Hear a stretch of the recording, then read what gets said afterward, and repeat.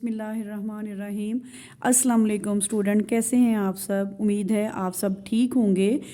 बच्चों, मैंने अपनी पहली वीडियो में आप लोगों को इस बुक के बारे में डिटेल से बता दिया था, तो आज हम इसकी फ़हरिस्त की तरफ आते हैं। तो जब हम फ़हरिस्त की तरफ आते हैं तो हम इसके जो पहली सूरत है सूरह मरियम, उसके बारे में आज सिर्फ रीडिंग करेंगे, ठीक है।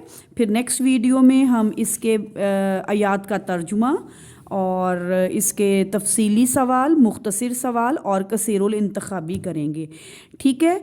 सूरह मरियम बच्चों, सूरह मरियम जो है वो मक्की सूरत है। आपको पता ही है, जब हजूर सल्लल्लाहु अलैहि वसल्लम जब मक्का में थे तो जो कुरान मजीद का हिस्सा नाजिल हुआ उसको मक्की सूरतों में शुमार किया जाता है, और जो मदीने में रहते हुए आप वसल्लम पर जो कुरान मजीद का हिस्सा नाजिल हुआ उसे मदनी बोलते हैं, ठीक है। इसमें 98 आयात हैं और ये पारा नंबर 16 में है। मतलब ये जो सूरत है पारा नंबर 16 में है, और तरतीबी नंबर मतलब ये कि जो कुरान मजीद की तरतीब हमारे पास मौजूद है उसमें इस सूरत का नंबर 19 है, ठीक है।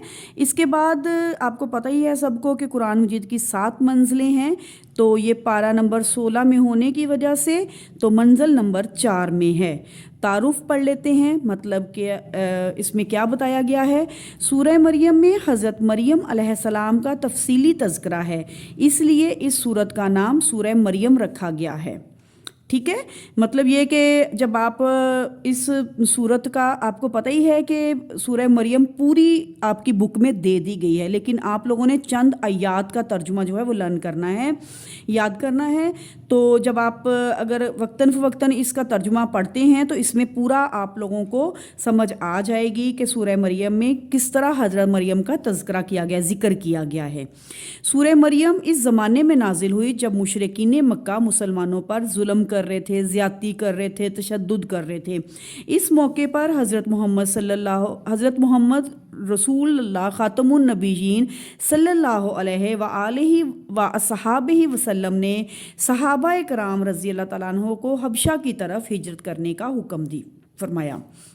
इसके बाद अगला पॉइंट है, तारुफ आपको समझ आ गई है, ठीक है। इंट्रोडक्शन वो जो स्टार्ट में आप लोग लिखेंगे तो वो मैं आपको गाइड कर दूंगी जब हम लोग इसके शॉर्ट क्वेश्चन तफसीली सवाल पे आएंगे।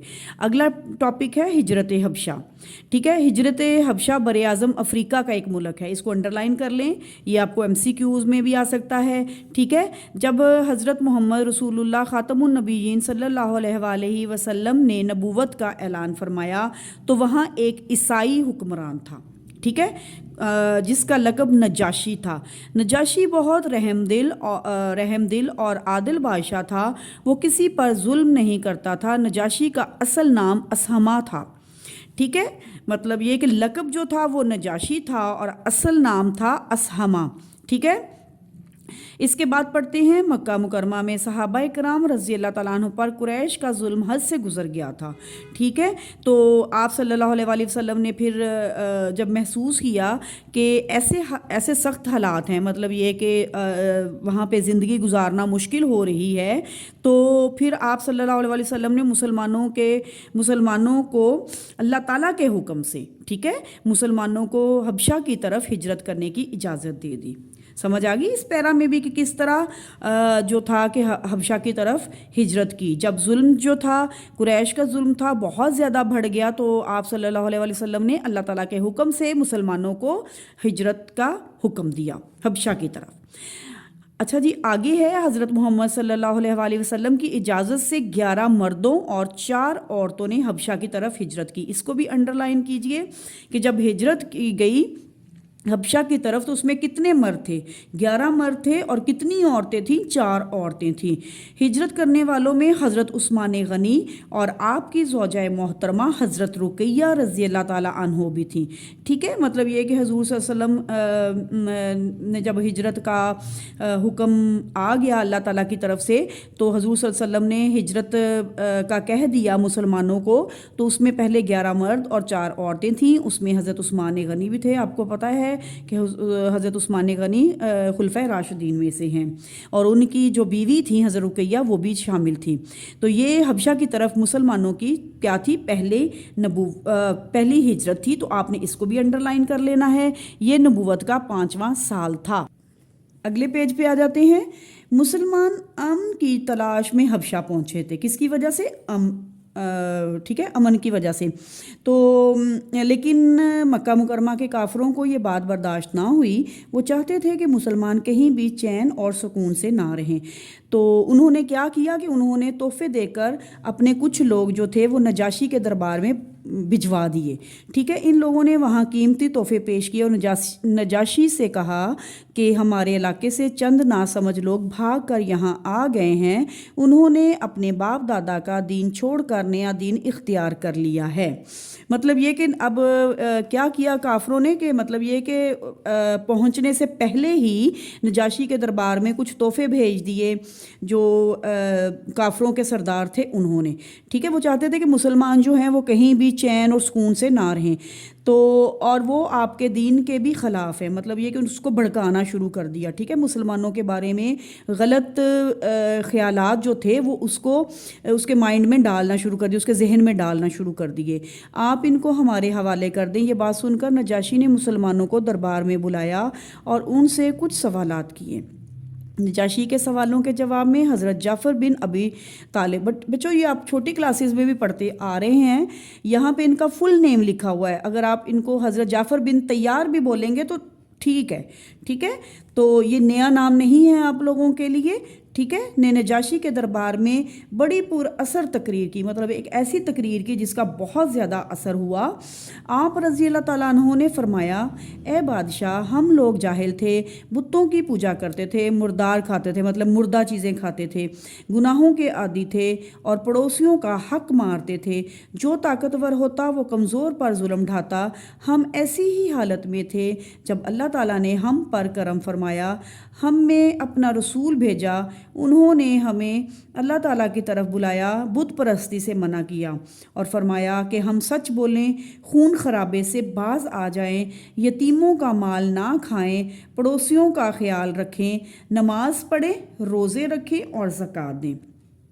ہم ان پر ایمان لائے۔ شرک، مطلب شرک پتہ ہے نا، اللہ تعالیٰ کی ذات و صفات میں کسی کو شریک ٹھہرا دینا۔ ٹھیک ہے، بت پرستی اور تمام برے اعمال چھوڑ دیے۔ اسی وجہ سے ہماری قوم ہماری دشمن ہو گئی اور وہ چاہتی ہے کہ ہم اس گمراہی کی طرف واپس چلے جائیں۔ ہم ان کے بہت زیادہ تنگ کرنے پر آپ کے ملک میں آ گئے ہیں۔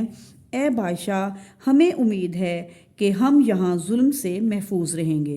اب یہ کیا تھی؟ ایک تقریر تھی۔ ٹھیک ہے، کس نے کی تھی؟ حضرت جعفر بن ابی طالب نے۔ آگے پڑھتے ہیں کہ پھر نجاشی نے کیا کہا۔ نجاشی نے حضرت جعفر رضی اللہ تعالیٰ عنہ سے کہا کہ وہ اپنے نبی خاتم النبیین صلی اللہ علیہ وآلہ وسلم پر نازل ہونے والے کلام میں سے کچھ سنائیں۔ کلام کون سا تھا؟ قرآن مجید کا کچھ حصہ۔ تو پھر کیا ہوا؟ حضرت جعفر رضی اللہ تعالیٰ عنہ نے سورہ مریم کی آیات تلاوت کی۔ ٹھیک ہے، نجاشی اور اس کے درباریوں پر بہت اثر ہوا اور وہ رونے لگے۔ نجاشی نے کہا، یہ کلام اور انجیل ایک ہی چراغ کی روشنیاں ہیں۔ نجاشی نے مسلمانوں کو واپس کرنے سے انکار کر دیا۔ اس طرح مکہ والوں کا یہ وفد ناکام ہو کر واپس ہوا اور وہاں پیج ٹرن کر لیجئے گا پلیز۔ اور مسلمان وہاں امن و سکون سے رہنے لگے۔ کہاں رہنے لگے؟ حبشہ میں۔ حبشہ کے لوگ مسلمانوں کی پاک زندگی سے بہت متاثر ہوئے، کئی لوگ ان کی دعوت سے مسلمان ہو گئے۔ مطلب یہ کہ اللہ تعالیٰ کو ایک ماننا، رسولوں کو ماننا اور آخرت کا بیان ہے۔ ٹھیک ہے، اس کے مضامین مطلب یہ کہ اس میں جو امپورٹنٹ چیزیں ہیں وہ کیا کیا ہیں۔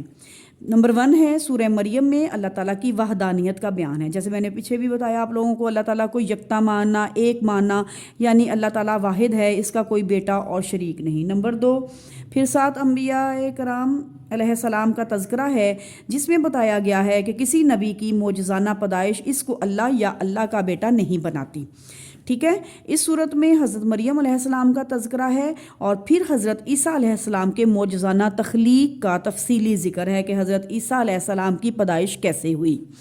اس کے بعد بچوں نمبر 3 ہے آخری 3 رکوعوں میں قیامت کے احوال کا بیان ہے. اس دن اللہ تعالیٰ کے نیک بندوں کو مہمان بنا کر لایا جائے گا جبکہ مجرموں کو پیاسے جانوروں کی طرح ہانک کر دوزخ کی طرف، مطلب جیسے سٹک سے ہم جانوروں کو ہانکتے ہیں نا، ہانکنا مطلب یہ کہ ان کو سٹک لگا کے کرتے ہیں یوں کہ ان کو ہٹاتے ہیں، تو اس طرح ان کو کیا کیا جائے گا، دوزخ کی طرف لے جایا جائے گا. پھر اگلا جو اس کا ٹاپک ہے علمی و عملی نکات، مطلب اس میں اور کون سے اہم نکات ہیں. مطلب یہ کہ جب ہم سورہ مریم کا مطالعہ کرتے ہیں تو جو ہمیں علمی و عملی نکات معلوم ہوتے ہیں ان میں سے کچھ یہ ہیں. نمبر 1، اللہ تعالیٰ کی رحمت اور قدرت سے کبھی مایوس نہیں ہونا چاہیے. ٹھیک ہے، مطلب یہ کہ ہر حال میں اللہ تعالیٰ سے دعا مانگنا چاہیے، دعا مانگتے رہنا چاہیے کہ اگر ہم پہ کوئی مشکل آ بھی جاتی ہے تو ہمیں اللہ تعالیٰ کی طرف ہی رجوع کرنا چاہیے. تمام انبیاء کرام علیہ السلام نے اپنی قوموں کو ایک اللہ کی عبادت کرنے کی دعوت دی، پتہ ہی ہے سب کو. ٹھیک ہے، ہمیں اپنے تمام حاجات کے لیے صرف اللہ تعالیٰ سے دعا کرنی چاہیے. کسی نبی کی معجزانہ پیدائش انہیں اللہ یا اللہ کا بیٹا نہیں بناتی بلکہ یہ ان کی عظمت کو بیان کرتی ہے. اگلا پوائنٹ ہے پوائنٹ نمبر 5 ہے علمی و عملی نکات میں سے ہی ہمیں اپنے والدین کے ساتھ نیک سلوک کرنا چاہیے کیونکہ یہ انبیاء کرام علیہ السلام کا طریقہ ہے. اگلا پوائنٹ ہے ہمیں اپنے بڑوں کو نہایت ادب اور احترام سے نیکی کی دعوت دینی چاہیے اور انہیں برائی سے منع کرنا چاہیے. اگلا پوائنٹ ہے ہمیں وعدہ پورا کرنا چاہیے کیونکہ یہ انبیاء کرام علیہ السلام اور نیک لوگوں کی صفت ہے. اللہ تعالیٰ نے قرآن مجید کو حضرت محمد رسول اللہ خاتم النبیین صلی اللہ علیہ وعلی آلہ و اصحابہ وسلم کی زبان یعنی عربی زبان میں آسان فرما دیا. ہمیں بھی عربی سیکھ کر قرآن مجید میں غور و فکر کرنا چاہیے. آپ کو پتہ ہی ہے کہ قرآن مجید عربی زبان میں ہے. ٹھیک ہے، اس کے بعد حدیث نبوی صلی اللہ علیہ وسلم ہے. حضرت محمد صلی اللہ علیہ وسلم نے فرمایا ماں کی گود میں جن بچوں نے بات کی ان میں سے کون تھے؟ حضرت عیسیٰ علیہ السلام بھی تھے. اہم بات جو ہے اس میں بتائی گئی ہے کہ ہمارے نبی حضرت محمد صلی اللہ علیہ وسلم نے معراج کے سفر میں جن انبیاء کرام سے ملاقات فرمائی ان میں حضرت عیسیٰ علیہ السلام بھی تھے. مطلب جب آپ صلی اللہ علیہ وسلم معراج پہ گئے تو آپ نے بہت سے انبیاء کرام سے ملاقات کی تھی. ٹھیک ہے، تو ان میں سے کون ایک حضرت عیسیٰ علیہ السلام تھے. جب ملاقات ہوئی تو حضرت عیسیٰ علیہ السلام نے حضرت محمد صلی اللہ علیہ وآلہ وسلم کو دیکھ کر فرمایا خوش آمدید نیک بھائی نبی نیک بھائی. حضرت محمد صلی اللہ علیہ وآلہ وسلم نے حضرت عیسیٰ علیہ السلام کا حلیہ مبارک بیان کرتے ہوئے فرمایا ان کا قد درمیانہ اور رنگ سرخ و سفید تھا. وہ ایسے لگتے تھے جیسے ابھی غسل خانے سے باہر آئے ہوں. امید ہے بچوں آپ کو آج کی جو ریڈنگ تھی، پڑھائی تھی اور وضاحت جو میں نے کی ہے اس کی سمجھ آ گئی ہوگی. اگر آپ لوگوں کو یہ ویڈیو پسند آئے تو اس کو لائک کیجئے گا، سبسکرائب کیجئے گا